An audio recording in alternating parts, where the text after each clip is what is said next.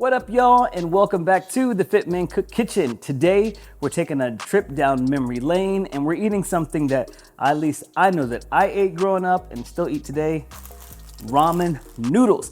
They didn't have the American kind that I think everyone else gets. It's back to school time in the store, so I'm thinking that every single college student went and bought them out because there were none, and there's usually a whole bunch. So we're doing this one. We're gonna use this one, Sapporo Ichiban. We're not gonna be using the condiments that come with it. We're gonna save these. Everyone has a condiment drawer at home. Don't act like you don't. Today's recipes are not only calorie conscious, but they're also very simple. We are using budget-friendly items that you can get in most grocery stores, but at the end of the day, you have to go ahead and get what works for you, for your budget, and also where you are geographically. But the main thing you have to get is the ramen. God, it's just so good, even in my fingers. It's just so good. So, if you're ready to roll up your sleeves, boil up some ramen noodles, then let's get started. All right, let's make beef and broccoli ramen. Start out with some flank steak. Now you see, this is partially frozen, perfect for cutting this into small strips.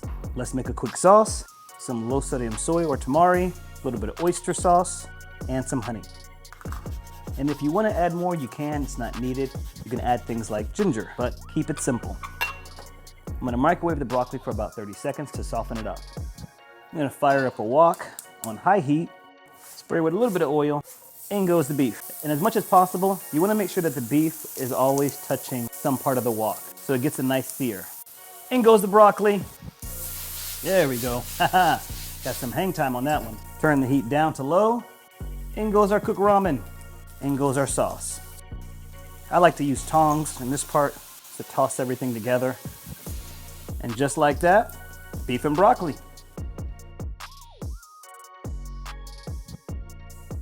Let's make ramen with an avocado sauce. For the protein, I'm gonna use chicken. I'm gonna keep it simple with sea salt, pepper, a little bit of garlic and onion, and then use oil as a binder. We're also gonna quarter some cherry tomatoes. I like getting the heirloom ones just because pop of freshness. To make the avocado sauce, we're gonna use ripe avocado.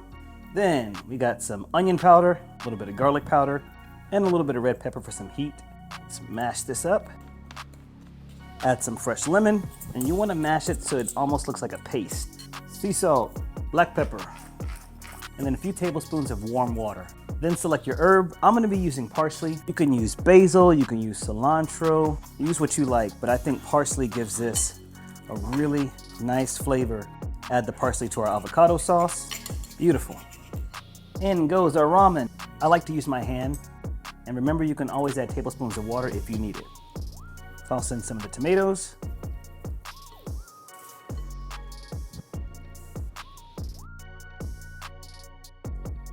Now let's make a peanut butter ramen with some shrimp.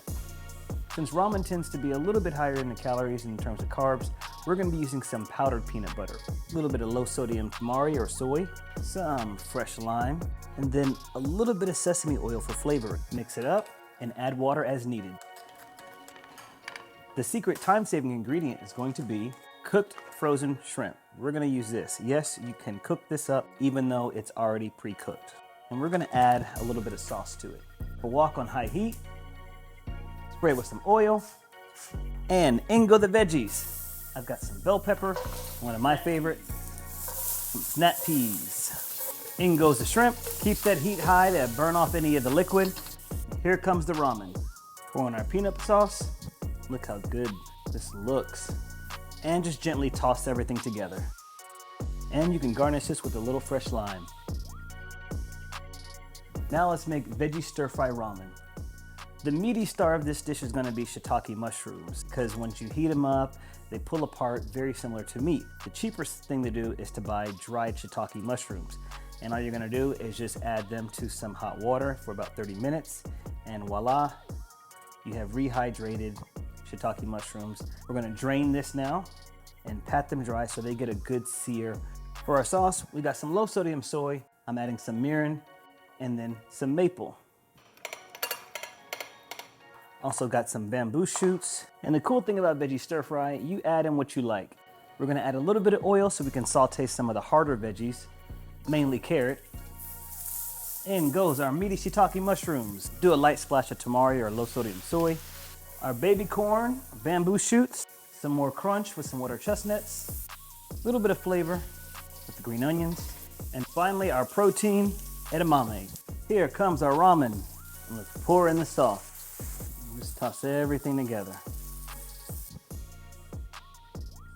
How about a chopped chicken ramen salad? We're gonna season up chicken thighs with sea salt, pepper, garlic and onion, keeping it simple, using a little bit of oil as a binder. Take some romaine, chop it up finely, some colorful cabbage. Remember to take out the core and the ramen. Instead of adding it right to the salad, we're gonna chop it up. We're gonna add some carrots.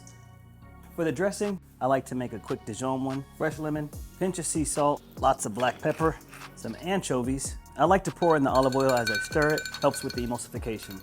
And we're gonna pour in the dressing right now. And if you've never had a ramen noodle salad like this, oh, it's wonderful. You can already see how much thicker and heartier this salad is.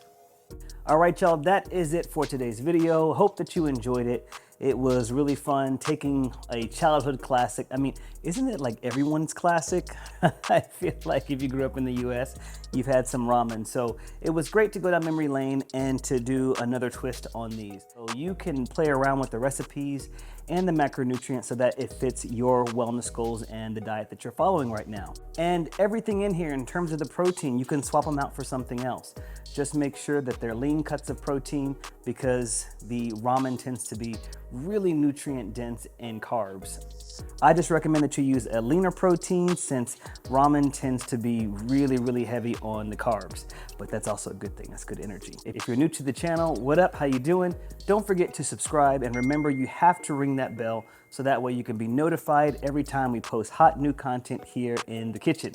And remember, you can catch up on all episodes of At the Table. It's a podcast where we discuss relevant topics of today, sometimes about health, sometimes not about health, around good food and with good people. All right, y'all, thank you so much for watching. Until next time, keep it healthful, but of course, that's right, never, ever boring. Boom, peace.